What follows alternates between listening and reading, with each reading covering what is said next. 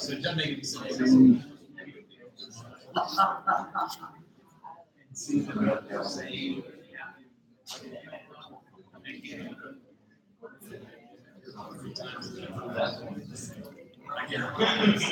This guy.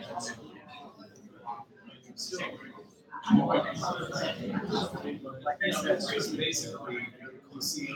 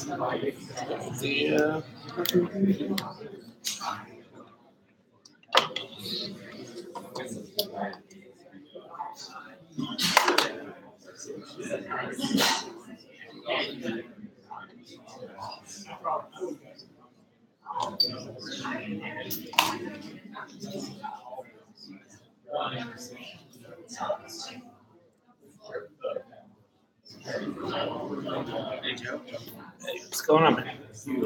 Josh. UT. Thanks.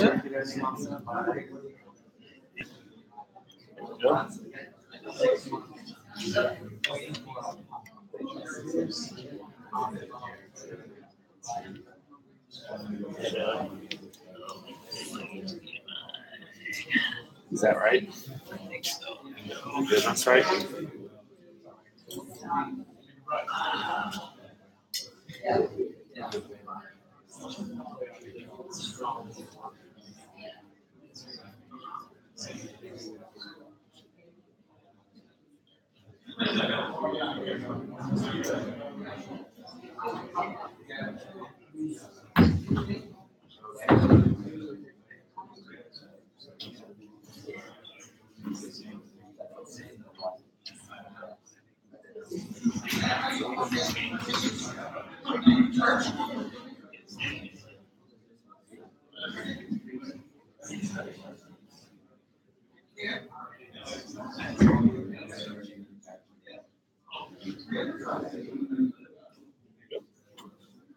Hey, John.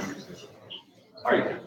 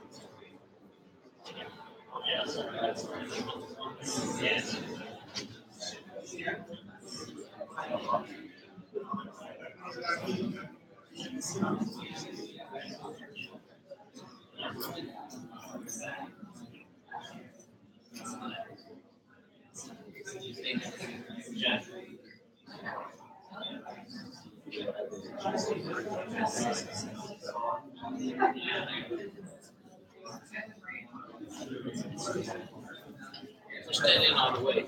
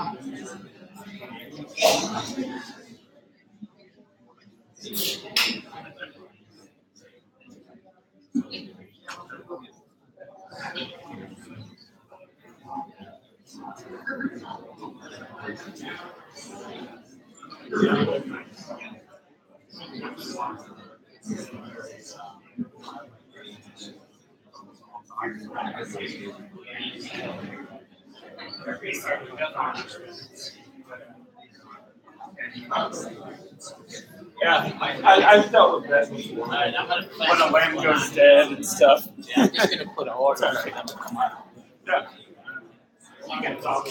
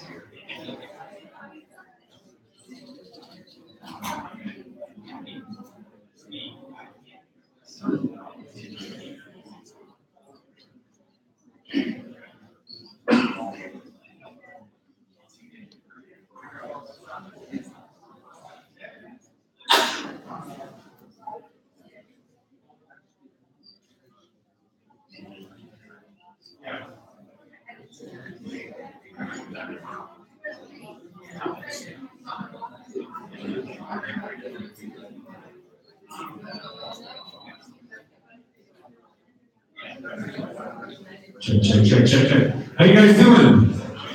Welcome. A couple of you are sitting for a little while, so if you want to, you can stand up for a second. Go ahead, just stand up for a second. We're going to stretch out a little bit. Go ahead, don't be scared. Like this is a meetup. This is fun. This is less formal than you may have been expecting. Okay, this isn't a seminar where we're going to bore you. All right, now sit back down. Stop being crazy. All right. So my name is Joe, and I started the Chicago Blockchain Project over a year ago. And part of this whole idea was, when we first started, it was a few people in a bar getting together, sharing stories, sharing what we learned, how we got burned trying to buy some cryptocurrency, and really weren't smart enough to be buying cryptocurrency. How many of you here own Bitcoin? All right, how many of you are very new to blockchain and you're starting to understand what it is? Okay. How many of you are interested in Bitcoin? And how many of you are interested in blockchain? And how many of you don't know the difference? How many of you think it's the same thing? How many of you know there's a difference but couldn't articulate what that difference is? Okay, so here's the experience where we started to learn that blockchain might be something that could help us out. And we were sitting in this bar, looking at these different cryptocurrencies and realizing that there's so many of them out there that there was no way any one of us could learn about all of these. You just can't keep up with it, and it's getting faster, more and more of them coming out. So he said, well, maybe if we split this up, and you study a few, and you study a few, and we'll come back and we'll share that information. And because we're all dreamers, and maybe because it was at a bar, we thought, well, eventually we're going to have a lot of good information if we're doing this. So how are we actually going to use this information in the future? Maybe we could sell to a hedge fund, or we could be experts in the space. But whatever it was, this value that we put together as this community wouldn't be possible without everybody, but we had to somehow then measure things like, well, what if Dan spends more time than Joe? Like, how do we measure that as we're all sharing all of this work together? And really, while we were trying to figure out how we do this on Google Sheets and that, and we're studying blockchain, we realized that what we actually needed was a blockchain to solve this problem. Now, the reason is because we didn't particularly trust each other. You know, we liked each other, we had beers with each other, pretty much trust them enough not to poison my drink. But I didn't trust them enough to say that they would give me a fair cut of the money that was created.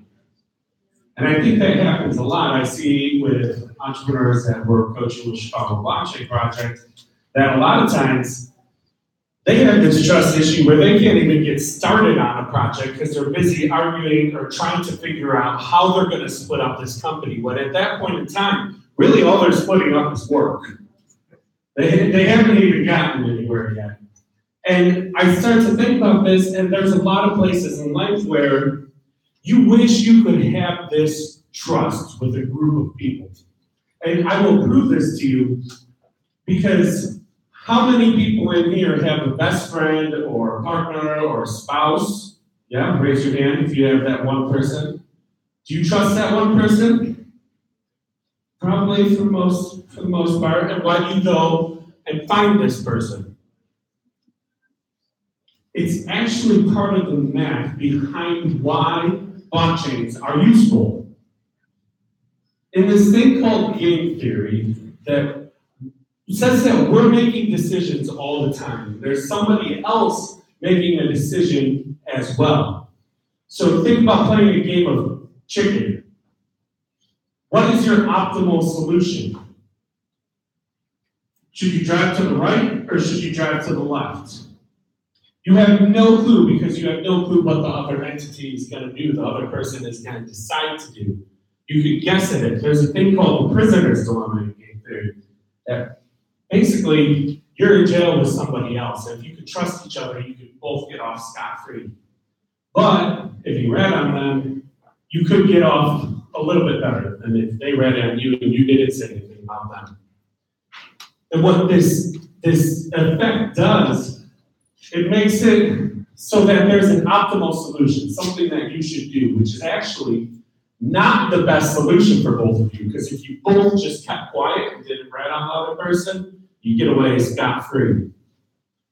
And this effect here is why we kind of look for trust in life, and there are different situations. I think in an evolutionary way, we are basically guided to look for love, trust in our lives, because every other time that we're making a decision and there's somebody else involved, we have to worry, is this person screwing me over? Is this going to end up fair or the way that we planned it to happen? Everybody hears about that business that somebody started up and there were promises made, and then later on down the road, people are saying, you should have got that on paper, or you should have had that contract. Now, with blockchain, we have a system that actually allows you to trust a larger group of people than just that one other person, where you have to have that personal relationship, because we can put the reason for the trust into code. Now, I'm going to tell you about Bitcoin first over here. Bitcoin is a system where you don't have to trust anybody because the code does the job for you. Imagine that you're a kid in college and you start running this program you heard about, and you leave your computer running, and you get a few Bitcoins. They're only worth like $5 a piece, but after a month, you have beer money. What are your friends going to ask you? Where'd you get all this beer money? Right? And you're going to tell them, well, I was running this Bitcoin program. And they're going to say, what is that? And say, I don't really know, but I take these Bitcoins, I send them over here, and then some guy sends me back cash to my bank, and then I buy you guys beer. They're like, how do I set it up? So you show them, and now all of a sudden there's 5 of their friends that are running the computer. And what the code in Bitcoin says is that every single computer that's looking at it is actually verifying every single transaction that happens. So that code is actually the trusted entity that we would have had in the middle before, where a bank may have been, where we would say, all right, there's some data out here. There's the amount of money that we have in our bank account. And that data is held on the servers of a bank that we both trust, because I can't trust me to hold or them to hold it, they can't trust me. So we might as well trust this bank. And it's worked like that for a long time, that trust worked this way with these trusted intermediaries. But at some point, we have to accept and say that this isn't 100% working for us. Who here thinks that our system is 100% working for us? That the banking system is perfect, it's fair, and there's probably no improvements that could be made right now. Who here trusts the system? And there's an interesting thing in this system where you don't trust anybody, because each of those single computers has a say in the constitutional level governance of this. So there's a set of rules that are coded in, but you have to think about it, like who gets to change those rules to the game? Like if you're a kid and you're playing Monopoly with your older brother says, well, you know what, doubles don't do that anymore. They just change the rules, and that's kind of how our systems work fairly often. But in this system, there's actually this interesting opt-in governance where if we were voting for gay marriage in Bitcoin land, we'd all start wearing our rainbow hats. And you'd ask me, why are you wearing that? I'd say, because I think it's a good idea. And over time, more and more people might start wearing that hat. And as soon as a certain percentage that is set in the code are all opted into running that, they're just signaling, yes, I think that's a good rule. We should do that from now on. As soon as we break that threshold, everybody else is seceded from our union. They're just gone from our governance. And now it makes sense for them to run it because they have no value in what it is that they're working on here. So as opposed to where, think about like 2016, everybody said they're moving to Canada when Trump gets elected. How many people moved to Canada? You had too much other value in your life, your friendships, you know, the home that you live in probably, the job that you work at, to just up and move.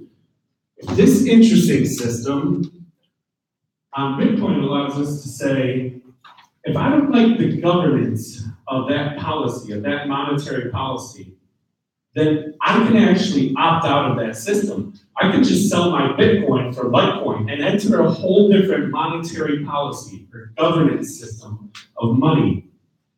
And I don't know where we stand necessarily on this, but here's a few things that I do know.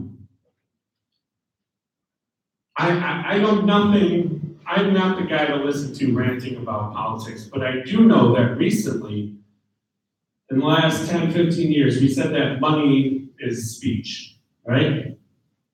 This is what our Supreme Court said. And they also said that speech is covered by the First Amendment.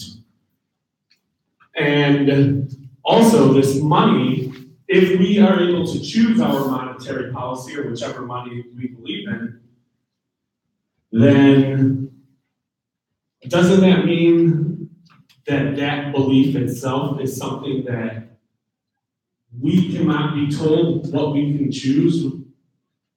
How can anybody say that we are only allowed to believe in a certain idea, right? That only this certain currency is something that actually has value. There's an interesting thing that happens at this point. Then all of a sudden, having that currency has a risk premium put on it. So then the value of it starts to rise. And we've seen this happening in Bitcoin. It's been very volatile. People don't know exactly what's happening. But what I can tell you without going very into detail here is that we've just made a system that actually allows us to trust and collaborate large groups of people. A system where you can just opt in, you can be a developer, and you can build payment solutions for Bitcoin. And you can get paid by holding that underlying asset. You actually buy in. Imagine if you could buy some Microsoft stock and then just start contributing to their project. Like, you know what, I think this would help Microsoft. I'm gonna start building that. And as the entire community grows and has more value, that you get paid because holding that equity in it it's going up in value because of what you've contributed, what that whole community contributes. So what we believe is that there is going to be, it's inevitable that user-owned companies are the future. It doesn't make sense to separate the shareholders from the people who are using the system.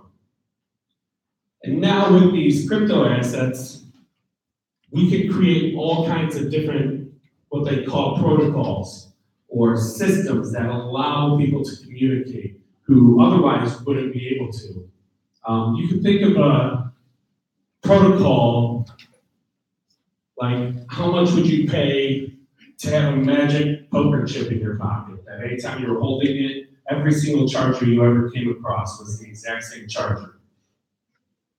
That would have value, right? You'd all pay at least $30 for it, yeah?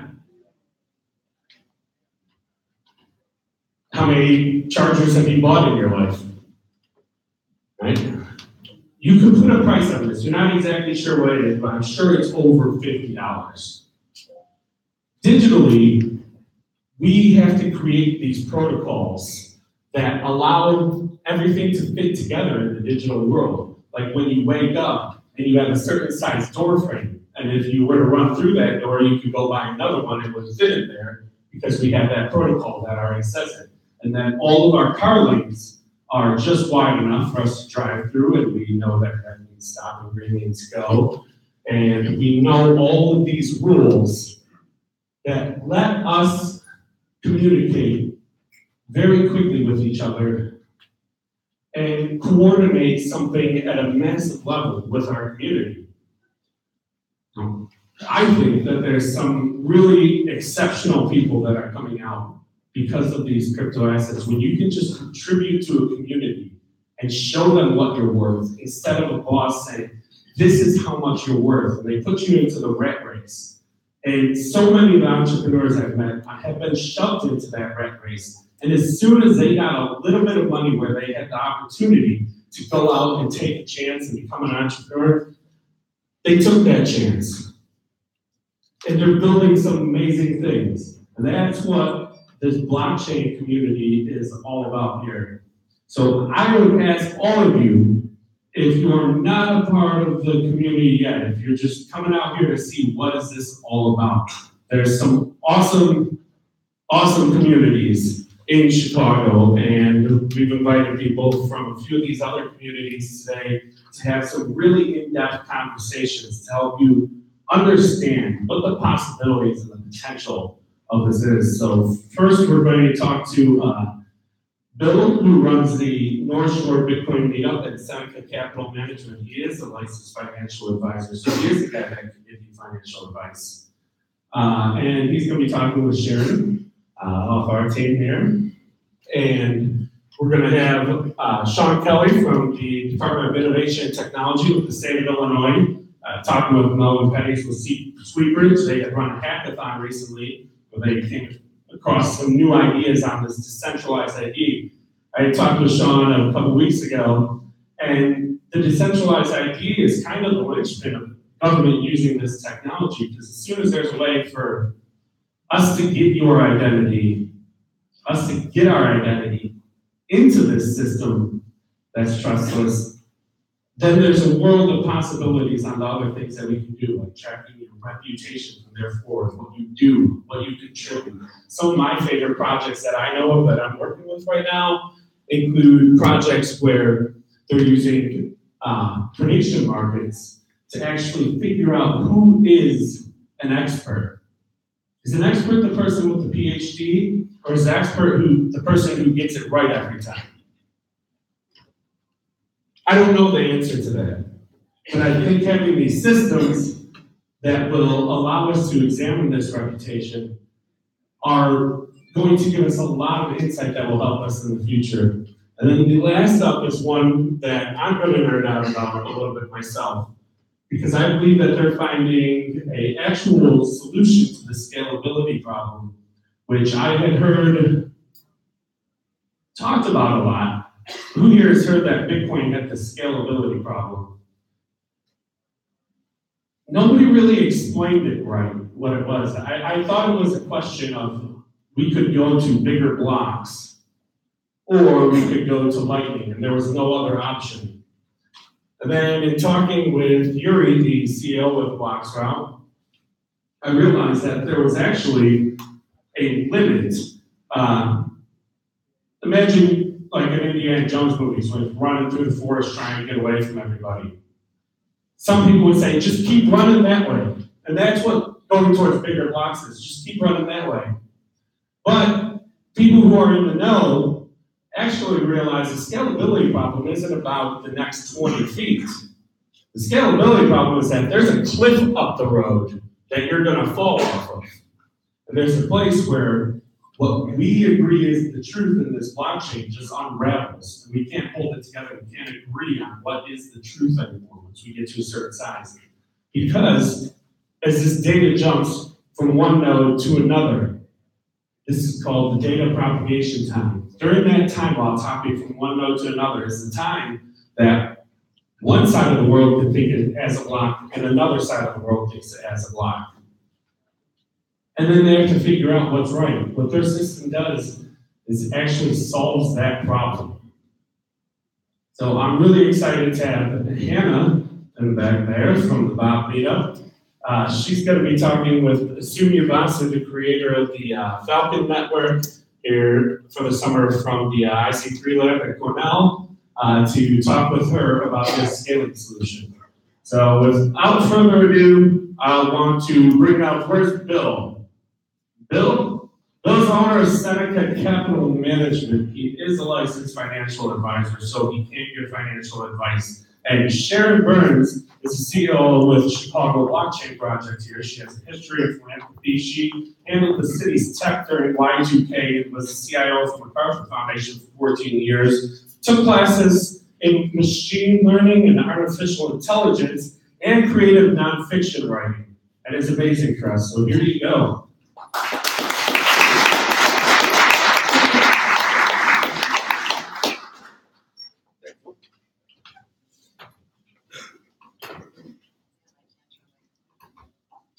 Hello?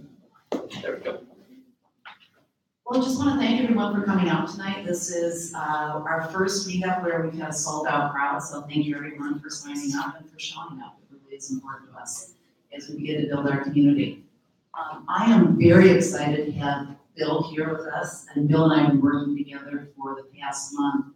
And I don't know about you, but I've gone to a lot of blockchain events, and everyone says, well, this is not investment advice. This is not investment advice. And everyone says it's not investment advice. So I'm really excited to have Bill here who can actually tell us what that means when people stand up and seem to be giving a lot of advice, and then they say it's not investment advice. So Bill, you've been in financial services since 1980. Can you give us a little bit of your background? Sure. I started out as a total geek growing up, dumpster diver, picking up electronic goods out of the dumpster, bringing them home. So I've always been into shortwave radio. I repaired 2 radios as a hobby and wanted to become an electronic technician, which is what I did after going to school for electronics and got my degree in that. But I only did it for about a year when I was bored out of my mind. I hit a white lab jacket with an oscilloscope and a soldering pencil, and I really hated it after about 10 months. So I got a job as a runner at the Chicago Board of Trade. And that was when interest rates were about 21%, and the place was at the absolute zoo. So to be there and see all these people jam into it, shoulder to shoulder, elbow to elbow with different colored trading jackets on, I wanted to be a part of that. So I got a job as a runner at the Board of Trade in the soybean pit. From there, I went into options at the Chicago Board Options Exchange and was an independent trader from 1982 to right about the time where the dot-com bubble burst, where our firm unfortunately had to lay off a bunch of people and a bunch of traders. And then we just kind of chugged along after the bottom dropped in like 2001 to 2003. And that was just about the time computers and technology were coming onto the scene in the trading environment. So once again, we have to continually repivot ourselves, and I was a firm trader, a market maker, maybe if that's the term that you guys might be familiar with, but the people that were in the trading pit with their arms waving all over the place, that then became replaced by computers in the early 2000s and mid 2000s.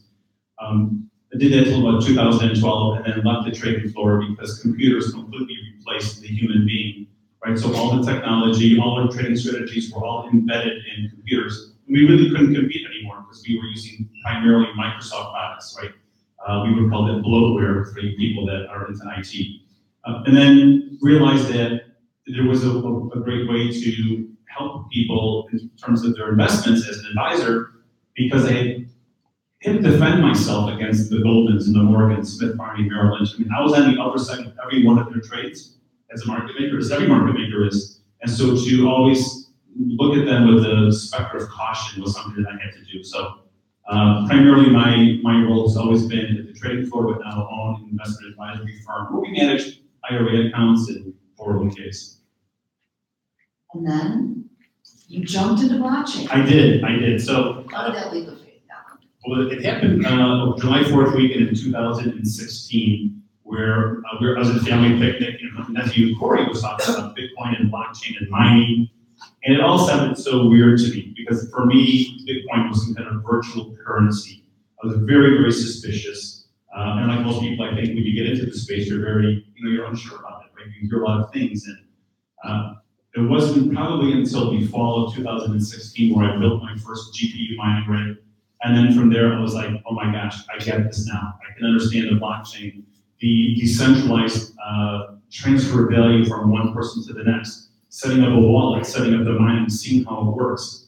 From there, it was like I was bitten. I mean, since then, I've been really all in. So I think everybody here that's in blockchain, right? I mean, we're all trying to figure out a way of changing the world, or figure out how blockchain is going to fit in our own industry, right? Whether you're in marketing, whether you're in IT, developing. There's some people who want to change the world. Okay, I get that, right? But I want to embrace blockchain where I'm in, and that's in the financial services world. So once I got hooked on, Ethereum and Bitcoin, there's no turning back. Okay, that's helpful. So that's how you got to where you are today. Tell us how you give people advice and how you can't give people advice. Okay. And what does that advice mean? So I brought some humorous material with me. Okay, I want to share this with you guys because I don't want you to think for 1 second that for some reason an investment advisor or a registered investment advisor is somehow protected by the First Amendment rules of free speech, because we're not. So I brought this little questionnaire because I have to do compliance, right? Compliance and prospecting is a big part of my role. So I'm just going to read to you some of the things that I have to be careful when I give quote-unquote investment advice. Do we have written policies and procedures that address advertising and marketing? Do we retain all advertisements and other marketing materials for at least 5 years from the moment of distribution and publishing? Do we make certain that the content of our advertisements do not include false or misleading information? Do we make certain that none of our advertisements contain testimonials? Do we refrain from using superlatives or marketing hype in our advertising and marketing materials? Do our advertisements include past recommendations? Do we use charts, graphs, formulas, advertising that we represent can be used to determine when I should buy or when I should sell? And the list goes on and on. And I have 26 questions. And every time I click on a question, it takes me down to like 4 more, like a sub-menu. So do I market to or advertise to seniors or retirees? Do we use social media or blogs? So yes, you might think that somehow investment advisors have this get out of jail free card in terms of our advice, but if anything, we're incredibly cautious. We have to choose our words very carefully. And that's one of the reasons why I'm trying to stand out in blockchain, is because I'm my own compliance officer, right? I own the business. So people that work at Edward Jones, Ameriprise, your local JP Morgan guy, they can't talk about this because their compliance officers will let them go, right? I mean, they will take them away, they'll get rid of them. At least from my perspective, and the other investment advisors that I talk to. So again, it's not like I have this free license to say whatever I want, I just have to choose my words very carefully. How many people are like you around that can actually give investment advice on blockchain? Well, technically, any Series 65 or any registered investment advisor can give advice about, IBM or the S&P 500, Russell 2000.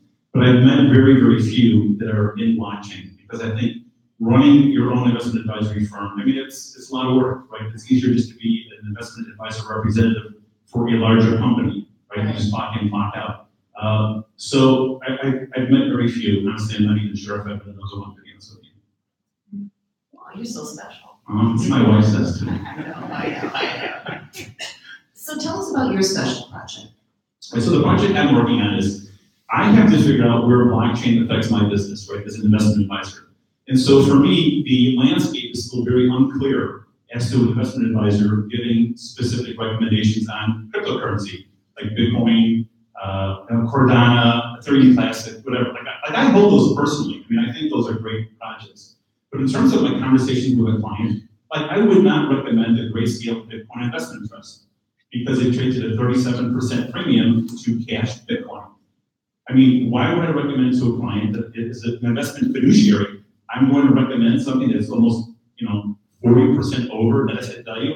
I don't think that's a wise thing to do. Or even the Bitcoin IRAs, there's a 15% surcharge when you open up an IRA and buy Bitcoin in it. And you don't have as much flexibility in terms of buying and selling. So for me, I needed to find a place that I felt comfortable with, and that was with companies that are listed in the New York Stock Exchange that are embracing blockchain technology, right? IBM with their Hyperledger project, Cisco for their switchers and their switching and their routers, right? As a miner, I see that I buy NVIDIA GPU cards, AMD GPU cards. It's Xilinx and Taiwan Semiconductor for the chips that are inside the Bitmain machines, right? That and much, much more. So for me, at least where I'm at today, I need to embrace blockchain where I think it makes sense for me. And that is for an IRA or 401k account for people who want to speculate with crypto. Awesome. Go ahead and do it. You want to have that conversation? My card's in the back. But if you want to be a little bit more prudent, it's not everybody wants to go with, with one of the 2,000 cryptos for retirement. So I have to do it that way. So it's a basket of companies, a lot like a sector fund, where we look at the S&P 500, Russell 2000, NASDAQ QQQ, and we pluck out those companies that we believe are embracing and going to find revenues and efficiencies in blockchain. And yes, JP Morgan is one of those companies. Don't hate me for that, but the truth is, while Jamie Dimon was talking about how he was going to fire any one of his employees for owning Bitcoin or trading Bitcoin, he was already a member, JP Morgan was already a member of the Ethereum Enterprise Alliance. So as a typical trader fashion, if you were to say, are you long or short, you say the opposite of what you're really doing. No trader in their right mind would actually reveal their true position. So no matter what any of these bankers say, no matter what any of these financial guys say, just do the opposite. You're probably going to be okay. That's really something. What other questions do you have? So Bill is a guy who can give investment advice. Right. What exactly is that? Would you tell me to buy something or not buy something, or is it just a general approach? Right, and this is where the old school stuff meets some of the new crypto blockchain space. So I usually have a conversation with my clients, more than one. I ask them to take a risk survey, right? Because I am not compensated by a commission. I'm not a stockbroker. I don't sell annuities. I don't do insurance. So I have to have a conversation with you in more than one to establish what your retirement goals are, what are your investment goals, and then try to craft a portfolio that meets that.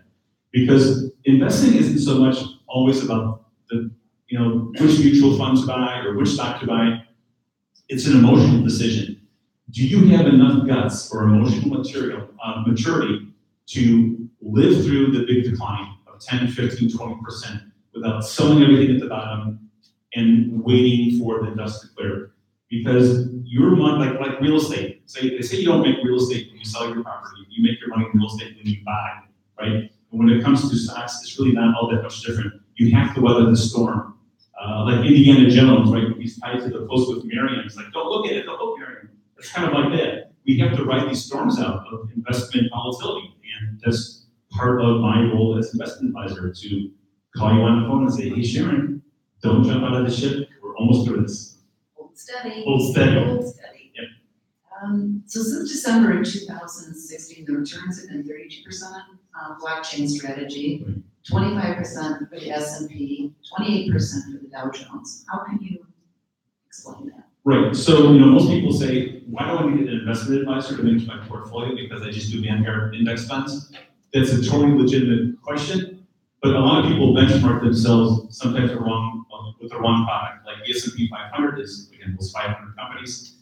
So I had to figure out, I had to pick a space, I had to pick a time as an advisor that was a prudent, reasonable time frame of when I would start benchmarking my strategy, right? Should I benchmark it in 2009 or 2010? No, I think that would be a lie.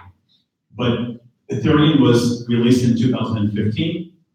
I met crypto in 2016. The Ethereum Enterprise Alliance was founded in March of 2017. So, I kind of figured like the fall, or Christmas, December 2016, was a good time to begin benchmarking our strategy. And again, these are just companies that I believe are embracing blockchain technology. Again, we always have to make sure that we don't have excessive hyperbole and, pumping up the marketing, and that's why I chose that date.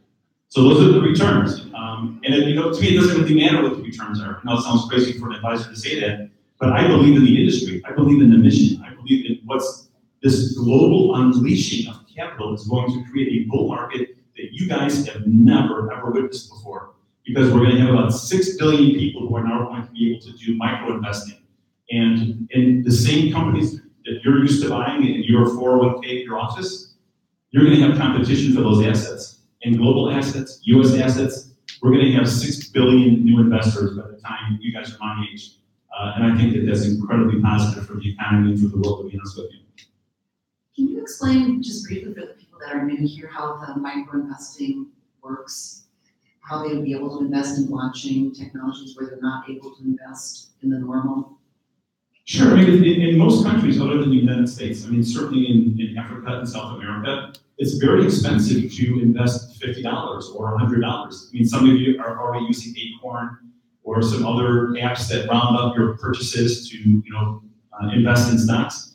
Really, the cost, the blockchain technology and being able to purchase one share or a fractional share of Apple Computer or Amazon and all these big name companies, it's now possible, and it doesn't cost that much money. Now you guys go to E-Trade or Fidelity, it still costs you about $9 a trade, but that we're going to see even more and more compression on the electronic side. And so to be able to be in Africa or South America and be able to round up and make a $5 investment in Apple for virtually no cost, or a $10 investment in Amazon with a market cap of almost $1 trillion, that is going to be an opportunity for people who never had an opportunity to invest, let alone even have a bank account.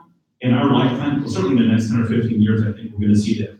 Whereas blockchain and cryptocurrencies permit people to get engaged in economic activity, women and children who have never been able to be a part of that can now invest. I think it's amazing. It's going to be huge. Huge. Well, I got my questions answered. We have time for 2 quick questions. Anybody have a question for Bill? Go for it, yeah. Yes, sir. I just wanted to know, is Microsoft also one of the companies that you're looking into for your portfolio? Yes, it is, because Microsoft offers the blockchain as a service, and just like one of the examples that I give is I used to do some programming in Visual C, and I would have to download Visual Studio, compile the program locally on my hard drive, then upload it using FTP programs to actually run it or whatever. And now Microsoft offers blockchain as a service. You just log in, you can begin writing blockchain-based programs. I think it's very, very positive for Microsoft. So, typical investing, some people have different strategies. So one of them is something called value investing.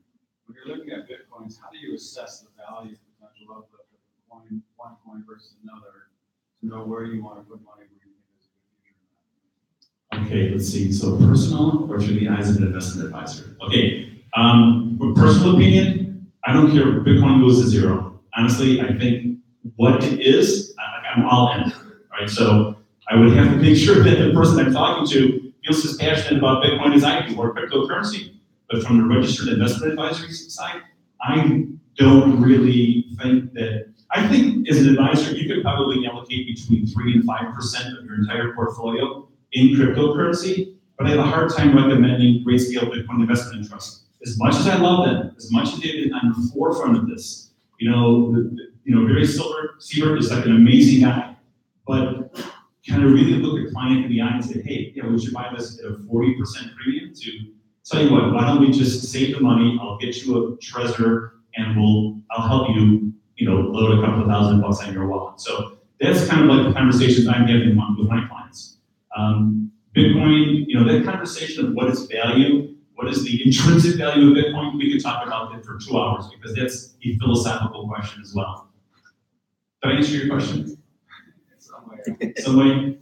Because I'm trying from an outside perspective, I'm trying to look at it, and I totally agree, there's huge value, there's huge potential, there's a very exciting future. But in terms of understanding the price fluctuation, where they're at yesterday, where they're going to be at 6 months from now, from a mathematical investment standpoint, I'm trying to figure out how does one say this is a winner, this is a loser? Well, the way I look at it is as a miner, I kind of know how many hours and how much equipment I need to buy in order to pay for my electric bill and the equipment, and then I basically look at my profits, divide that by the price of my equipment in Bitcoin and say, okay, I think it has a pretty decent return on investment. So the most bullish article I ever saw was about 3 weeks ago saying that Bitcoin miners are turning their machines off because their profitability is not that good. Well, then there goes your supply, right? I mean, the miners is what creates the supply of extra Bitcoin. I know they're worth 17 million or 7.5 million, up to 21 million max. So when I saw that, I'm like, oh my gosh, that's like the biggest contrarian advice. It's like Time Magazine saying that the market is made it like an all-time high, or something crazy like that. You got to do the opposite sometimes of what conventional wisdom says. So again, through my personal perspective, I think you should buy.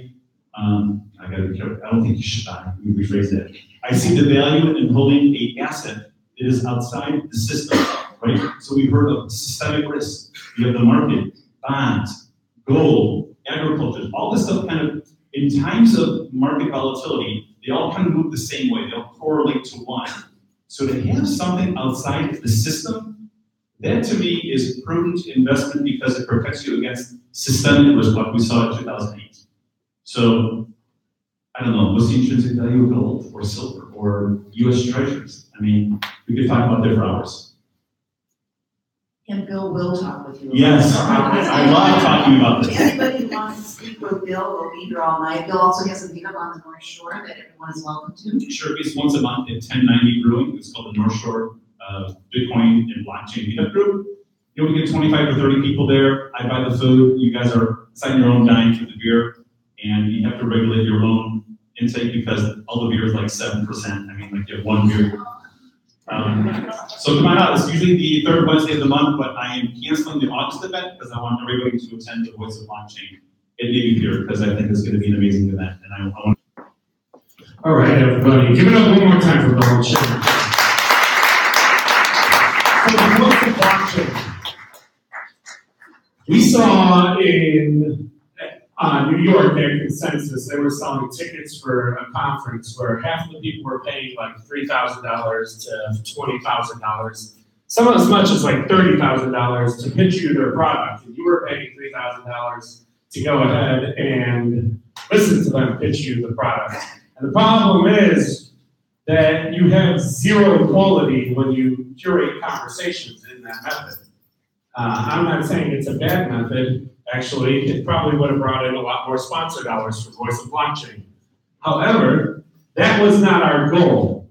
I feel when Chicago does something awesome, we're incredibly creative, incredibly resourceful and scrappy, and we put things together and just make it amazing because that's just what we do. When somebody makes it out of Chicago, it's Michael Jordan or Chance the Rapper, right? So what we're doing with Voice of Blockchain is curating some amazing conversations. A couple of my favorites are Brian Jenkins, who sent me a picture with Walter Cronkite from 1988. He was a reporter for CNN that actually was at Tiananmen Square. He was the second on site for the freedom of Kuwait.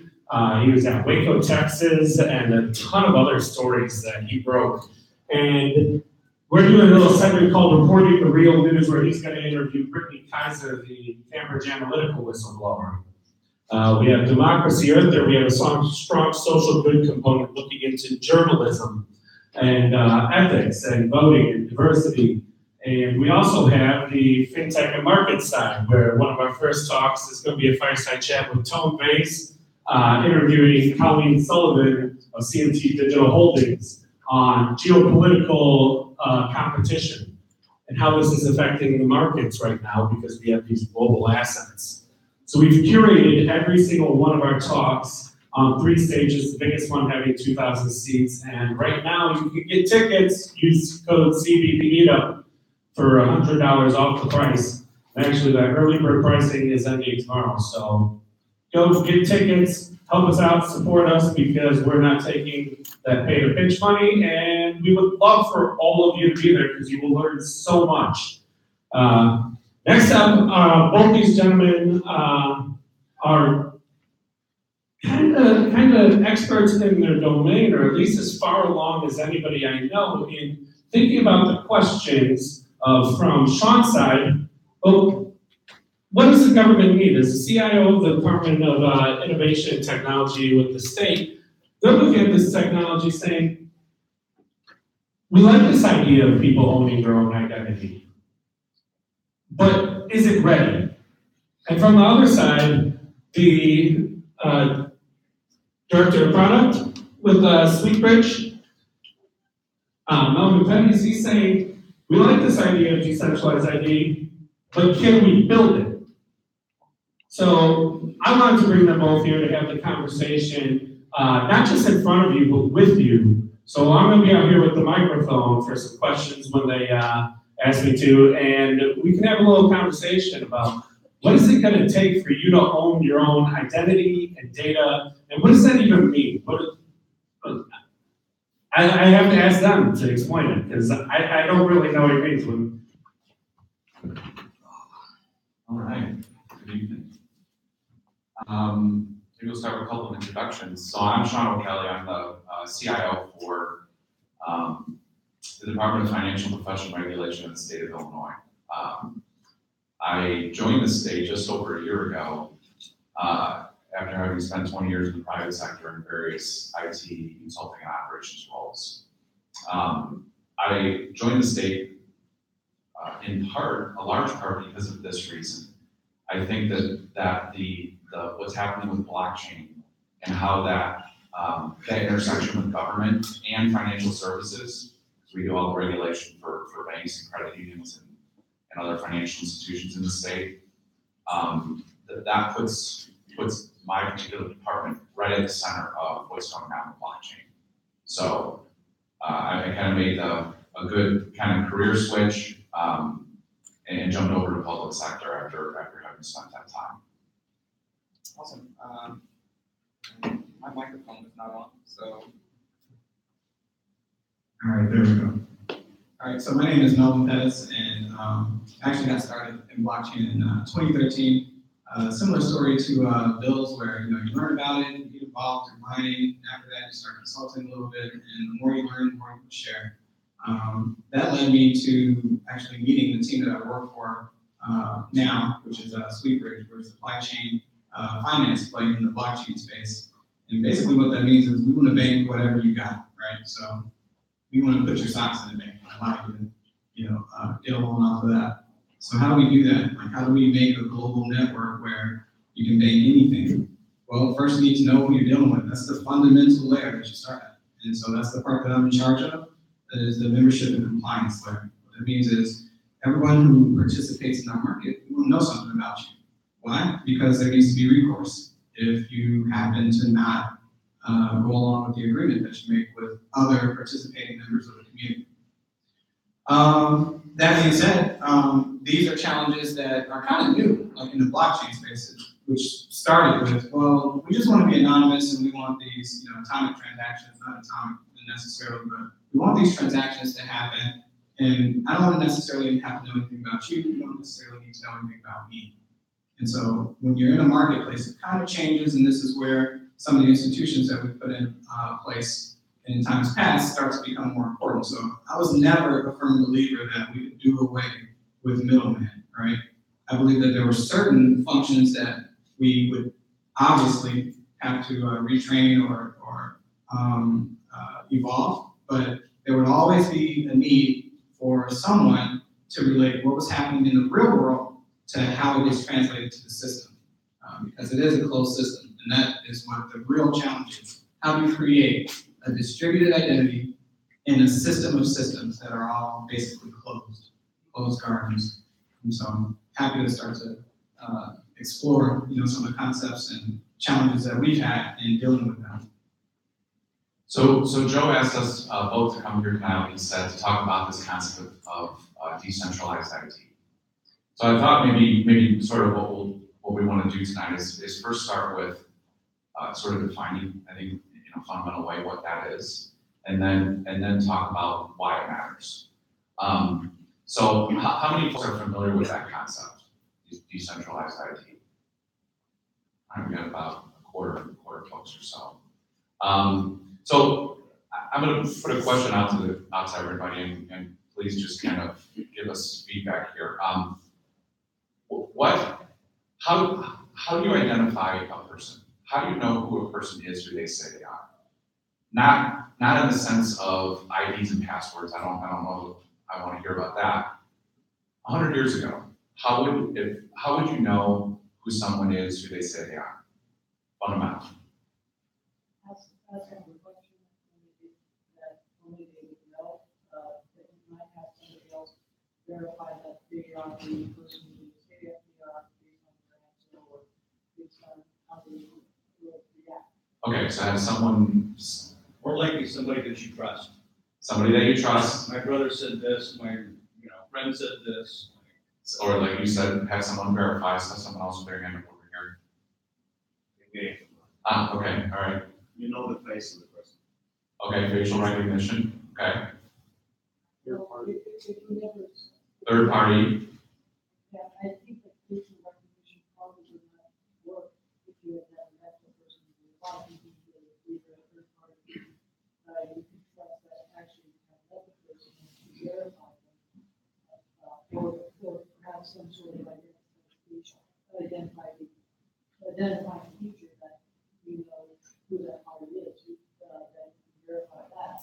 Perhaps you might be able to wire to some sort of method to like a hologram to verify that that person is who they say they are based on something who's far away. That still takes a little bit of time to talk about years. okay, yep. Anyone else? Yes, sir. The action was very Q&A, impactful, very impactful manner, and see if they know something that you enough that they have a commonality. Okay, you asked, so far if I could summarize what I've heard here, any other thoughts? Anybody else with any other suggestions? Yes? Centralized database of biometric data. Not 100 years ago. No. But we'll get there.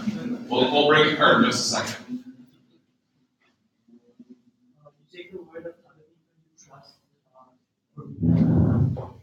Okay, perfect. So if I could kind of like summarize what I heard. So we've heard a lot of what you guys have said is it falls under the concept of attestation.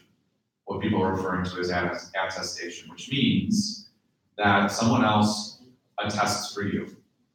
And that could come in many forms. It could be your parents. It could be your siblings. It could be the priest that baptized you, or the religious leader that that was there at your birth, or other villagers if you lived in a village. I mean that's how you would verify that someone is. That's one way.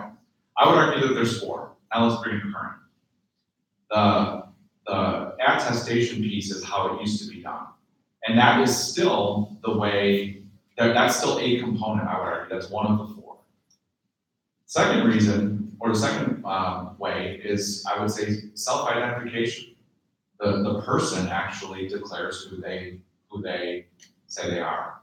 Now, it requires other input to verify that, but there should be some self-identification of who you are. So to bring that current, I mean, that could involve IDs and passwords at that point, but they're making a claim about who they are. So that's 2. 3 is biometrics. So agreed, that wasn't possible 100 years ago, but now, maybe thumbprints were possible 100 years ago. They might have been doing it then. But now we have still have thumbprints and dental prints and all the ways that we're typically used to identifying somebody. But we have also more in-depth ways now too with DNA, facial recognition, with AI, that sort of stuff. So you've got the biometrics piece, and then finally, I would argue the 4th pillar in identification is government. In order to verify that someone is who they say they are, government should play a role in that verification. Government doesn't need to own that data. I would agree with Joe and others who feel that the individual should own their data, but the government should play a role in verifying who that person is. So if you take all 4 of those pillars kind of together, that collectively is what we're looking at in terms of how to verify an individual and to be able to ultimately trust that we know when they're interacting online that we understand who that person is on the other end. So I've been talking for a little bit. I don't know what This was really enlightening because the attestation piece specifically really speaks to what we mimicked with digital identity or distributed identity. Another thing that comes to mind is when we are identifying ourselves, there's a set of attributes that travel with us within the context in which we need to identify ourselves, right? So if you are a judge, right, then it matters very much that people have information about you as being a judge. However, when you go home, you might just be dad, right? And there are certain credentials that go with your role as being, a father or a husband, and so on and so forth. And you can just kind of carry that model to every venue that you might have to interact with. And so those pieces of you or those instances of you, they matter within that context, even if they may not matter somewhere else. You may want to give that information or share that information in that context about yourself, but you probably don't want everything else about your identity following you into every, social situation, which is another reason why we kind of ended up with this, right? Because, back in the day, yes, you are Melvin, son of this person, from this place, and we see evidence of that attestation, in our last names, in our family histories. Some people here in the U.S. they can go and find an old Bible, and you can see all the different, birth trees and whatnot. But suffice to say, we do work in multi-faceted systems of identification every day, even without noticing it. And so that is a huge challenge. Like, what do we do to attain that? What do we do to model it so that we can keep the relevance of it and keep the spirit of it, but also protect the privacy that was always meant to be inherent in how you interacted in society. There was always a way in which you could encapsulate the public's interaction with you through a certain title or a certain role that gave them the idea that, oh, I go to this person for this, and anything else that's beside the fact. I just know when I go to the butcher, they know how to cut the meat, and I'll get a decent cut, and the food won't be contaminated. So that's all I need to know about interacting with my butcher. So it leads us into the government and commercial aspects of identity, I think. So a good segue that you just kind of led us into it. So now, why does it matter? So maybe just take a step back for just a moment. The concept of digital decentralized ID, we're focusing on the identification of an individual person. You could argue that more broadly, it's actually the identification on the blockchain of anything of value. So that could be real estate, that could be security, that could be currency, that could be a work of art. and it can be the identification of an individual. All of those things have value, and they're unique. There's only one of those things. There shouldn't be duplicates. And so as what the blockchain essentially allows us to do is to trust fairly confidently that the digital ID associated with that value is accurate, it's true, we can have faith in it. And once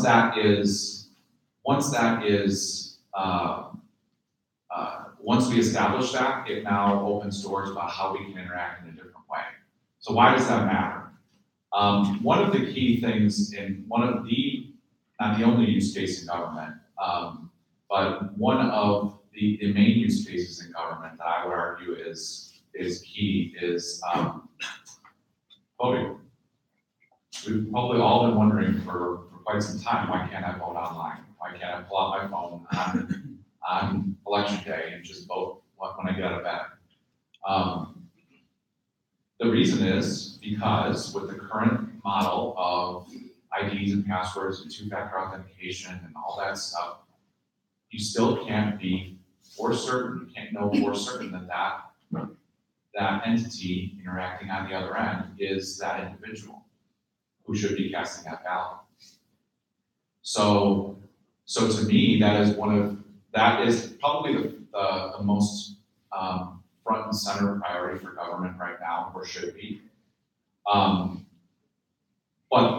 there's plenty of other use cases there. But those are the kind of doors that start to open up as you try to think about how can we leverage decentralized ID on the blockchain when it comes to identifying an individual, setting aside the other assets that I mentioned. So, but Melvin, you talked earlier about you started going to owning your information. That's another part of it, and being able to make decisions about who you share your information with. And you also sort of touched on what SweetBridge does with supply chain. Do you want to talk about that a little bit? Absolutely. So just kind of going back to the concept of, I believe you said, identification for things, right? And so we identify more than just people, we identify things, objects all the time. And what makes blockchain special, to your point, is that you can trace the provenance or the entry point at which that data became a living thing in the system. It doesn't necessarily have to mean that the data is true. It just means that you can trace it back to who put it in there, right, from the start. So you can at least trace where the problem started. And that's better than anything that we've ever had before. It's really hard to even trace if a twin is going to vote twice, right? Because the faces look exactly the same. And one of the things that we discovered in attempting to solve this problem of identity is, well, what metrics do you use to actually solve the problem? Recently, we were in Amsterdam doing some work with the Dutch government, and one of the problems that we were working on in tandem with GlaxoSmithKline and the Bill and Melinda Gates Foundation was how do we get medicine from Western countries into impoverished nations without 60% of it being stolen at the border? And in order to solve that problem, you have to do both, right? You have to track the identity of the things, right, and where they are at a certain point, place, and time. Then you have to track the people the same way. So how do you track people who don't necessarily have a system of records like a government that you can, vouch their identity against? And so we had to start looking through like all the different methods of identification that work for humans, right? And naturally you go towards biometrics, like things about you. Oh, let's do thumbprint. Well, might not want to do thumbprint because those tend not to be as accurate, especially if you have a high percentage of twinning instances like in a population. Well, what about signature? Well, no signatures can be faked. So you end up with something like your iris, which can be tracked at 99.95% accuracy, even amongst twins, because something about it is not completely genetic. I think they call it epigenetic, things that are influenced by nature and by your experiences. All that to say, that's highly, highly sensitive information to have about somebody. The thing that can pick them out of a haystack 99.95% of the time. What do you do with that type of information? Should you even have that laying around? You know, just think about that. How many cameras do we whiz past every day? I remember when we were putting up the cameras in Chicago, I was working for the CTA. They were putting up cameras everywhere. You could see people scratching their heads, digging in their noses, sorry. But it's just funny stuff, right? But you have these people who are sitting in the room just watching your every move. And it's just interesting to know that, you know, just a little extra piece of information, you can find out where anybody is in the world, whether it's in Chicago or London, you know, just with that extra piece of information. So what do you do about that? GDPR came out recently, and a lot of people were rushing in to try to figure out, you know, how do they implement it so that they avoid the fines. And as it turns out, it wasn't necessarily about do we keep your information, it's do we have your consent to have this information in this context, right? If I'm a refugee from Syria, you might need my iris. Why? Because if I'm in a refugee camp, and this is a real scenario, I'm not making this up, it's not conjecture, right? This is another team that was at the Dutch government hackathon with us. And they were working on documents that identified hospital records, so that if NGOs were coming into the refugee camp to administer medication, they wouldn't have to go through an entire series of the same treatment over and over again just to get, say, like some diabetes medication, right? So you're over-medicating, over-treating people because you have no way of knowing whether or not they received, you know, that same treatment before. So, or, you know, you don't have access to your family records because, you know, your neighborhood was bombed, right? Or your house caught on fire and everything went up in smoke. That happens to us here. That being said, it's not about who has the information, who has the right to have the information. Looks like we're coming up on time. And so, see Joe getting into position. So with attestation comes affirmation, right? It's like, yes, I affirm that you have the right to have my information. Or I have the ability to say no. And so one of the ways we're looking at solving that problem at SweetBridge is to use a partnership with Sovereign, some of you may know it as Hyperledger Indy, and then there's also a for-profit company that encapsulates, you know, the on-ramp to those technologies called Evernet. And so we have a partnership with them. Our CEO is an advisor to their firm from the side of Token Economic Model. And their CTO is an advisor to our company to help us with understanding how to employ the security models, because they are cryptographic experts. And we're solving that problem. How do we federate identity across the marketplace where each market participant owns their own data, can attest and affirm, you know, membership and access to other data points without all of the data just saturating the network. So as it stands, if you enter your compliance information as a US citizen, there's just nothing at all like another country can do to get that information. It's just encrypted in a completely different way. It's segmented off. And those are just the techniques that we use to protect ourselves and protect our data. But that's, you know, just a real life example that I have, a couple of real life examples that I have to tell about how we're dealing with that. I didn't get to the solution, but it sounds like you guys will have to come to the conference to figure out how we solve that problem. So that's Cool stuff. Do we have time for questions, or are we at time? We got time for a couple questions. Maybe we should just jump to a few questions.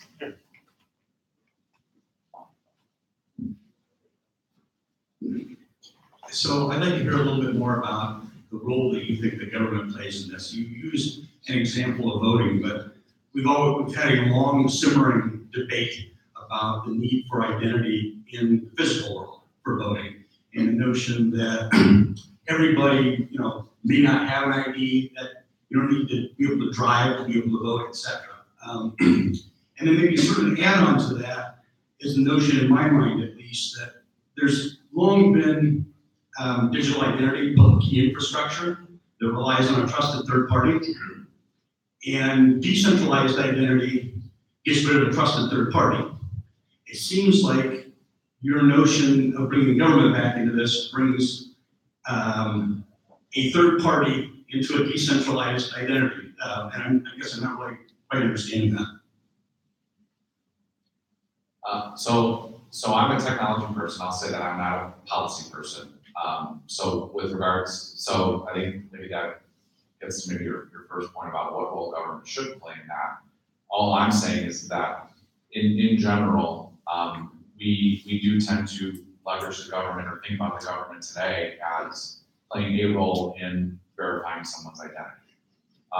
It is not the thing that owns your identity, and it certainly, whether or not we want to leverage that, I guess is a totally different question. But the government, I think, is going to end up playing a role one way or the other.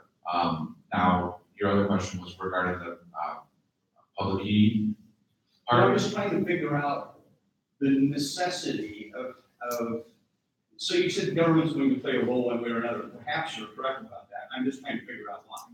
Other than they want to make sure that they're involved with this, is that the only thing, or is there something more? Probably answer from the philosophical level. Yeah, I suppose it's a question for the citizens, but right now, we rely on the government to verify who we are so that when they present their driver's license or their state ID, we know who they are. Or when they present their passport, we know that there's some verification behind that ID that's been presented.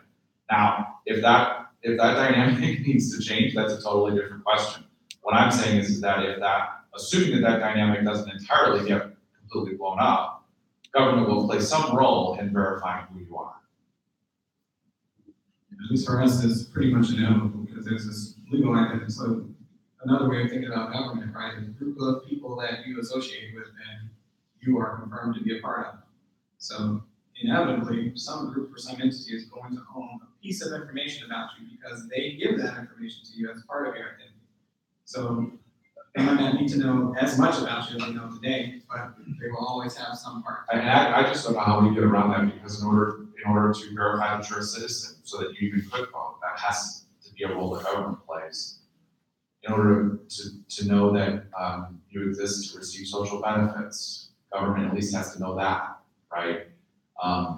So that's where we get social security numbers. In order for you to travel the world, so you can get your passport, so the government is going to play a role one way or another, unless that model completely is totally blown up, like I said earlier. And that's more of a policy question, not a technology question. I'm just saying, with regards to blockchain, assuming that model is still what we're talking about here, the blockchain can help facilitate the validating your ID so that you can interact digitally, and we know that ID represents an individual. To me, those are ways that identity is consumed, much like a bank might consume identity or a retailer might consume identity, not the way identity is established. So anyway, other people might have questions too. Well, and again, that's fine. We can take it offline. But again, what I was saying, and by the way, we're already seeing models out there that are being built, not by us, by other folks who are really kind of I think building out next generation models in this. But it's about those four pillars. So government isn't the sole verifier of your identity, but all together, or issuer. But taken together, that's where you get to some verification. Almost imagine right now with a Twitter account, it's binary. It's like you're not verified or you're verified. Where with those different pillars, you can almost have like a % of verification. It's a scale rather than it being binary. All right. Thank you very much. Alvin? It's a really complicated question, this whole side of it, especially when you're coming from the technology side of it. On the technology side, we see people asking this question of, is it decentralized? Can somebody actually take control of it? Or, as many people who got into Bitcoin very early thought, like I was playing poker, and then all of a sudden the government turned off my money, and I didn't realize I knew my cash was going digital, but I didn't realize there was an off switch on my camera. Right? Now think about that as it applies to your identity. Or really any other valuable piece of information that you hold. Think about like Honduras, when they have a dictator come through and take over all of the land title registry, and then they get booted out of control a few years later. Now all those families who had owned homes and owned land, which is basically the greatest indicator of the next generation's ability to thrive, is no longer a record that exists. And who owns that land? How do you identify who owns it? So one side's the technology of how do we make the system so nobody has the control over it? And the other side is, what is the consensus that we're building? Are we building a consensus of people who are incentivized by money? Are we building a consensus of people who are builders and build things? Are we building a consensus of provably honest people that have upheld their reputation over time? I think those are some of the questions that we're really trying to figure out. And for us to bring it to the next level, I think the scalability question is one of those things that has to be answered, because as soon as you can get more transactions through blockchain-based systems, then all of a sudden there's not the need to have the argument. It's almost like the fossil fuels and renewable energy argument. All of a sudden, as renewable energy become less expensive, you're incentivizing the world to do things that are right, or do things that are healthier, better for the world. So I see the scalability problem very much like that for all these things that can be helped by digital ownership and scarce digital assets existing. So you can give a round of applause now for Sumia Basu with Blockstop.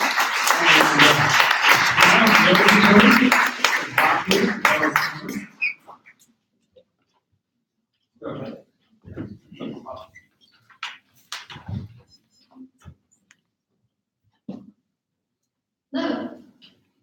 Well, I think I'm going to start by introducing myself. I'm Hannah Rosenberg. I have a business, Bellis Commerce, which does blockchain consulting and training. I'm also the organizer for the Bitcoin and Open Blockchain meetup here in Chicago. And I'm now one of the directors of the Blockchain Institute, which is focused on blockchain education and promoting the use of blockchain technology. So I first got involved in crypto, first heard about Bitcoin in 2011. I was very interested in monetary theory, monetary policy, and following alternative currencies. And I think, like a lot of people, I heard about crypto and was like a magic internet money rubbish, totally ignored it. And then it wouldn't go away, so about a year later, I probably fell in love with it and been fairly involved ever since. I also spent time as a developer and did some e-commerce stuff, and so I focus on that a lot. That's part of why I love some scaling solutions such as the Lightning Network. But I'll let you introduce yourself. Hi, I'm Sunil Basu. I'm the CTO and co-founder of Blockstop Labs. I'm also a grad student at Cornell University with the IC3 group.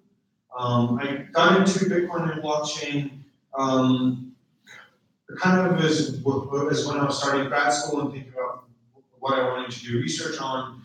The blockchain really appealed to me because I couldn't really pick a particular topic. I enjoyed the networking, I enjoyed security, economics and finance was also interesting.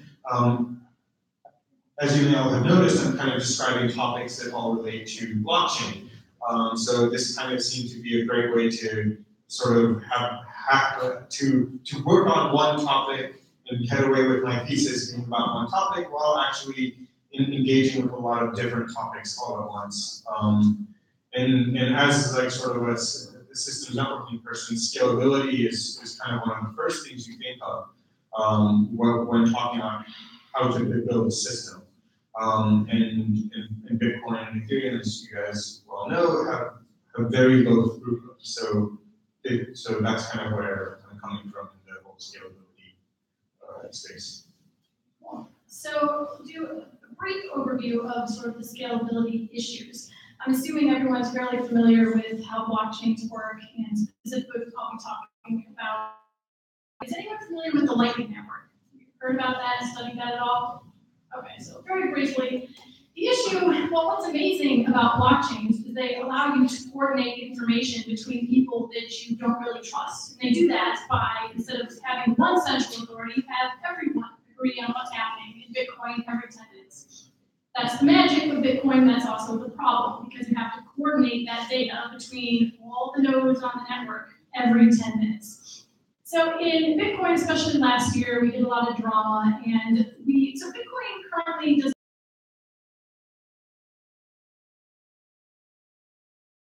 Visa does like what, 1,600 or so transactions per second.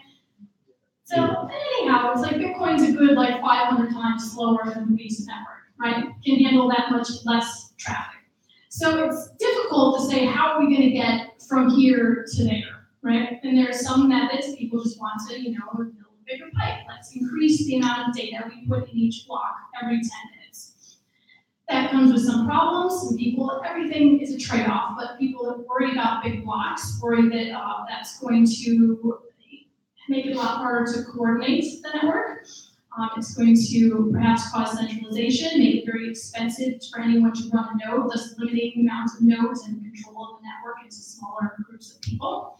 But something has to be done, otherwise you can't have things like microtransactions, right? You can't send 5 cents on the Bitcoin network if there's so much traffic that the fee is $35 to send that 5 cents, right?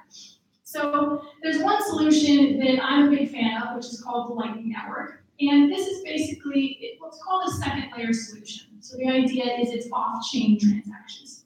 So instead of me sending a transaction on-chain, I would just basically open a channel with someone where we would exchange IOUs with each other, right? Me and Joe could open a channel and just exchange IOUs back and forth. And then if I want to send payment to someone else, you can actually route those IOUs through that network. And this is great for scaling because all I have to keep track of is what me and Joe owe each other, right? The entire network doesn't have to know anything about our dealings until we close out our channel and settle on the blockchain. So this is roughly what the Lightning Network is, which is one of the proposed second layer solutions. I think definitely the most popular and the most advanced at the moment. So I work on sort of 2 layers below the Lightning Network, and this really boils down to the observation that in any blockchain, the key thing that you're doing is trying to propagate information to everyone, because you have to propagate the information before you can agree on it. So what Blockstart does is look at this information propagation problem and say, what if we build a network that was designed from the ground up to propagate information very, very, very efficiently. And just doing some back of the envelope calculations, you can get to Visa scale. Visa scale I think is about 2,000 on average.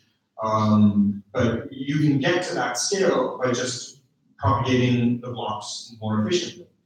But because we're in the blockchain space, you can't just have a central network that everyone trusts to propagate these things. So what the key insight here is to put a provably neutral API around our network, so that even if our network does something bad and it behaves maliciously, tries to engage in censorship, it actually cannot do that. And that's checked by the end nodes who are using our network and by the blockchain nodes. So this way you can actually start scaling up transactions and starting to propagate more transactions without actually losing any of the decentralization that kind of makes the blockchain so compelling. Well, so I have one of my favorite arguments for second layer, and I'd love to get your opinion on it, is I think that what blockchains do is create digital scarcity. Right? That's the part of the magic of the blockchain, is to take a digital good and make it scarce. But in doing that, you create a situation where space on that blockchain is then scarce. Right? So blockchains are a scarce and valuable resource, and so I think transactions for space on that blockchain, transactions on that blockchain should be expensive, and we should have a second layer because of that. Would you agree? Not quite. So I think the notion of scarcity is very important to blockchains. I think in blockchains, the things that are scarce, I don't think should be the transaction space. I think it should be the coins or tokens. So in Bitcoin, there's a cap at 21 million. Bitcoin will be ever minted. So I think that's the scarce resource. Now, I guess the main issue with, I think, second layer solutions, and again, I don't think these are unsolvable things. It's how to do routing and actually keep the trust model of the underlying blockchain, of making it as good as putting a transaction on the blockchain. I'm not sure if it'll ever get to that stage, but again, I think scalability is important, and if Lightning, when it's adopted and takes off, it scales things by a factor of 1,000. Again, it composes perfectly well with something like Blockstream. So instead of getting 3 orders of magnitude, you now have 6, which is obviously much nicer. Yeah, and I'd like to point out too is that I don't know how long you all have been involved in the crypto scene, but last year it got a little bit nasty with the all the debates, and I really don't ever want to. I think it's very silly to be at each other's throats that way. I think that this is all a grand experiment, right? So it's perfectly okay to experiment with big blocks at the same time as you experiment with second layer solutions. Yeah, exactly. Yeah. So suppose your network works really well. How big could blocks get on your network? Do you have any idea? So we're going for the thousands of transactions per second. There's many ways to get there. I think that this is partially based on some measurement work I did as part of my graduate studies. I think what we want to do is keep something like, say, 50 megabyte blocks or so every 30 seconds, instead of having a longer block interval. Now, the reason I say that is actually in a comparative study we did with Bitcoin and Ethereum. And it turns out that in Ethereum, it's actually much easier for a small miner. So in both Bitcoin and Ethereum, they use the same consensus model, at least for now. Yeah, so in Ethereum, it's easier for a small miner to converge on their fair share than it is in Bitcoin. It happens much faster because Ethereum blocks happen every 12 to 15 seconds, whereas in Bitcoin it happens every 10 minutes. This is actually something I think that's important for small miners who can't handle as much volatility as a giant mining pool. So I think by having larger blocks that are more frequent would help ease some of the mining centralization that we see today. Cool. So one of my favorite things about Lightning is it doesn't just work on Bitcoin, it can work on Litecoin or all these other coins. It's just a second layer protocol that can work on all kinds of things. Are you building Falcon Network to also work on Ethereum, or just focus on Bitcoin right now? So for Falcon, Falcon is sort of the precursor to Blockstream. It's the project I work on in it became, but just to clarify, yeah. So for Blockstream, yes, we were planning on supporting Bitcoin and Ethereum. So the Bitcoin we kind of got for free because again, this is sort of the Falcon network was kind of the core that we built off of. And Ethereum support is something that we're actively working on. So we're really trying to push for being a neutral solution for all blockchains. So yes, this includes both Bitcoin, Ethereum, and any other coin that wants to. So the idea is that these solutions, by having these scaling solutions that are protocol agnostic, and I actually didn't know that about Lightning, but having these scaling solutions that are protocol agnostic is really valuable because it lets the coins compete on other areas of innovation, like what features can you provide, what applications can you enable, how much is it being used, are yeah, it is easy for people to use, so. But, yeah. So I feel like I'm just sitting here interrogating you about BlockStraw. I'm like genuinely curious about all this stuff. But so it's just an API, so it's not. Whereas like I would wonder if I'm a minor, why would I trust your system? So, so as a miner, you want to propagate your blocks out more quickly. So it doesn't mean that for BlockStraw, especially like so. For BlockStraw, what our code does is that we actually sit as another node on your machine. So for example, to the Bitcoin client, all BlockStraw would look like is another Bitcoin node. What features does this Bitcoin node have? It gets you blocks faster. It propagates blocks more quickly. But in all effect, it's just like a Bitcoin node. And BlockStraw as a system that that client that you're running, it actually will check the BlockStraw network to make sure that it's not behaving inappropriately, it's not engaging in censorship and so on. Does that make sense? Yeah. So it's just software. Yeah. Right? It's an open source software. Yes. Yes. Okay. Yeah. We will never ask anyone to run code that can't be inspected in open source. I think this is just a common sense rule. Yeah, I wouldn't want to do that. So do you not worry that increasing the block size is going to lead to a situation where only someone who has access to a data center can run a node? Is that not a concern of yours? So I think storage is increasing and getting cheaper. So there is that. Yeah. So we still do see that happening. Also, you can talk about, and this is kind of something, an area where blockchains can compete on, where you can talk about ways to try and compress the blockchain as well, right? Like for some applications and for some chains, you care about the full transaction history. For other chains, you may not, and all that may matter is the final set of UTXOs. In which case, if you're looking at in Bitcoin, the UTXO set is a couple gigabytes. Last I checked, I should say, because it may have grown. It can change dramatically. Yeah.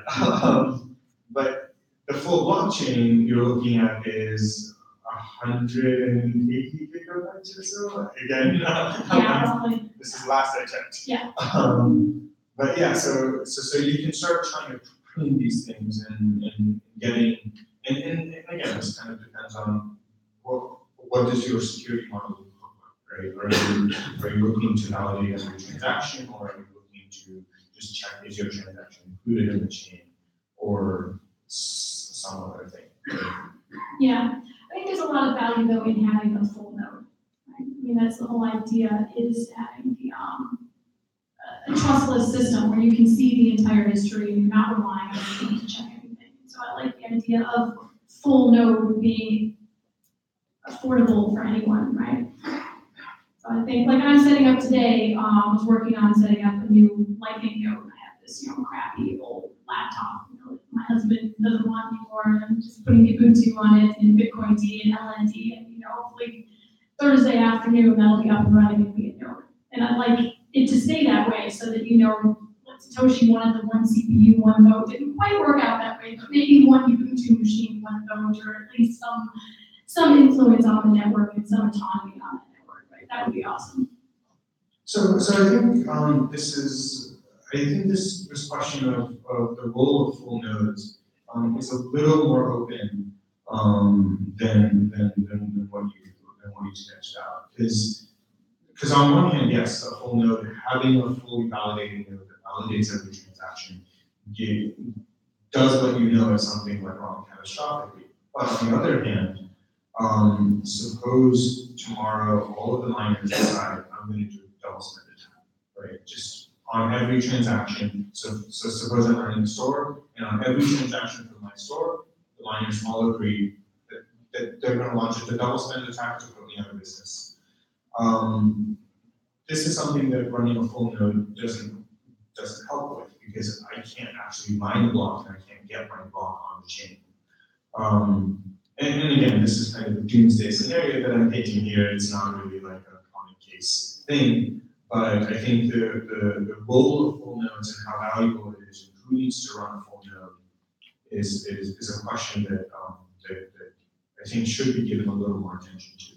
Yeah, and there are, besides doomsday scenarios, there are trust and privacy concerns, right? All of our wallets, if you have a blockchain wallet on your phone, that's not a full node, and you're trusting another node. And there's also privacy concerns, where as you're requesting data from the network, you're letting everyone around you know what transactions you're interested in, what blocks you're interested in, that sort of thing. And so it's the privacy concerns with not having a full node, as well as security concerns.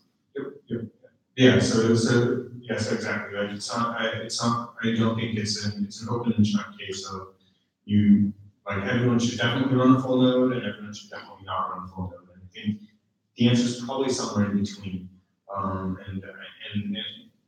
again, I think with the amount of innovation coming out of this space, I do trust that we'll get to an answer. I just don't think it's an open and shut case as of yet. Yeah. So if you are like pro second layer, you're cool with second layer solutions? Yeah, of course. Like we're cool with any scaling solution. Right? Yeah. Like I think part of the thing is if you look at Blocktrap, we want adoption to happen, right? Like we see in this space, and this is like pretty much any blockchain company, right? We all either rise together or we fall. And it's like I think as you mentioned earlier, like all of the infighting really it doesn't help. Like we can have disagreements and we should keep them civil, but yeah, like it really is like we're trying to push for adoption, we're trying to push to push this area forward. Yeah, like it's a bit of a false dichotomy, big blocks for a second layer. Yeah. You can have both. Maybe with one a bit more than the other. No, let's see where it goes. Yeah. Does anyone have any questions?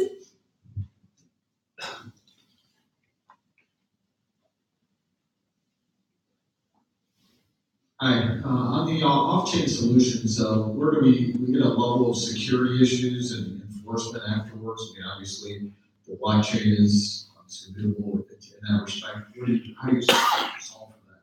Yeah, it is very secure. So you're just basically, I mean, it's obviously technically a bit more complicated than this, but you're kind of signing valid Bitcoin transactions and then exchanging them with each other and not broadcasting them. But it's all done in a really cool way where you really can't cheat each other. So the security there, I'd say, is pretty good. There are some concerns. Some people worry because the Lightning Network is still really new. I think there's 3,000 nodes. I'm going to get that wrong, but there's not that many nodes yet on mainnet. There's maybe 10,000 channels open. So there are concerns. People worry that there might wind up being some centralization between nodes. Like there might be one really big node that has lots of connections, and then they could potentially censor things. I'm personally not so worried about that because I think it would be very easy to just close that channel, open another one, wrap around it, etc. But I'd say security-wise, I think it's pretty solid. It's not like it's gonna be easier to steal your Bitcoin on Lightning Network than it is on chain. However, if you are gonna try it, this is really new stuff, so don't put a ton of money into a Lightning Network. Just $20, $50, have some fun, give it a year before you put anything valuable in there. And actually, if you do want to put something valuable on there, I'd actually recommend reading Andreas Rekin. I'm sorry if I'm butchering your name. His review of the Lightning Network on shitcoin.com. It was fantastically done. He went through a bunch of different cases. I think he put 250K or something on there. Wow. I wouldn't do that. but it shows you all, and like it was very stable, and it's still early as Hannah mentioned, but it's a very stable piece of time. I'm just trying to get an idea of how all the pieces fit together, and I still don't understand where public chains and public cryptocurrencies fit in terms of business adoption, because for most businesses, the blockchain would be on the back end, the operations, it's not going to generate revenue. And for most of the public chains and the cryptocurrencies, a lot of it is speculators and people who want the price to go higher and higher, and no business is going to bring that into their back-end operations, especially if you look at replacing the database and the sheer number of transactions. So at what point, like, where does that actually fit in? Like, the public change, does it have an actual place in terms of adoption? And is there an actual conflict of interest there with speculators and rooting for adoption and wanting the price to go up?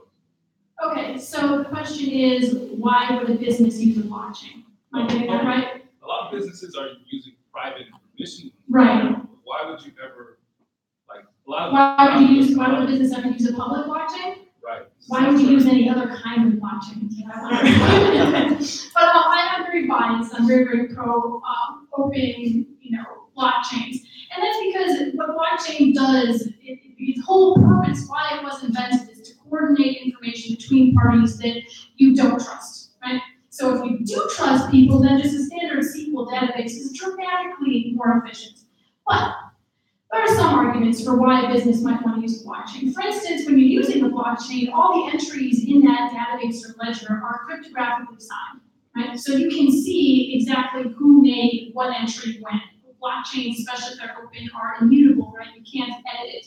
So if you have a situation where maybe you don't trust your accounting team over here or something, or you want to see exactly what's going on, you want to know with cryptographic proof who's done what when, then a blockchain might make sense. I was having a debate about this the other day. There's another situation where perhaps you have an industry. There's a certain industry that wants to exchange data with each other.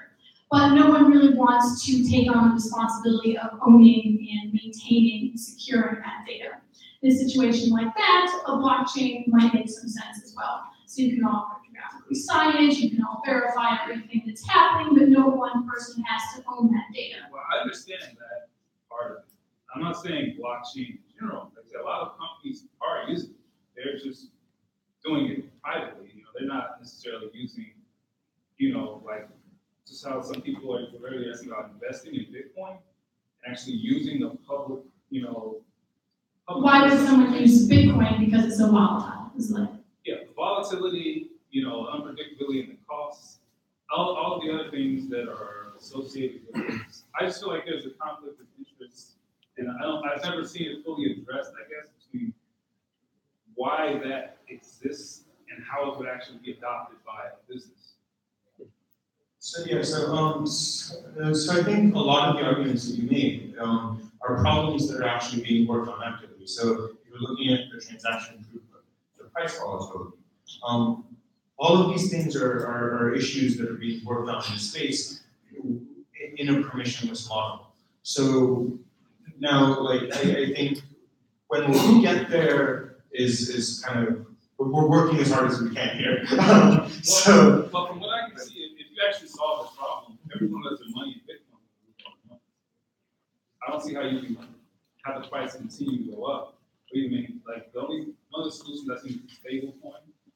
Yeah. Because essentially, people that are using it as a speculative or investment vehicle, it's a losing proposition. You can't buy it. I would say that a business it might not be a great idea for a business to go and invest a bunch of money in Bitcoin because it is so volatile, right? It is a speculative investment. So I don't know if that would be a good idea for a business to put a large chunk of their funds into that. But a business might want to use the Bitcoin blockchain for something like recording data. I guess maybe I'm not wording it correctly, but I just feel like in the community as a whole, I don't think it's being addressed. I haven't heard a lot of this issue being addressed. The volatility? Yeah, speculation, hoping that it goes up so you can cash out and get US dollars. You're not hoping to keep these cryptocurrencies.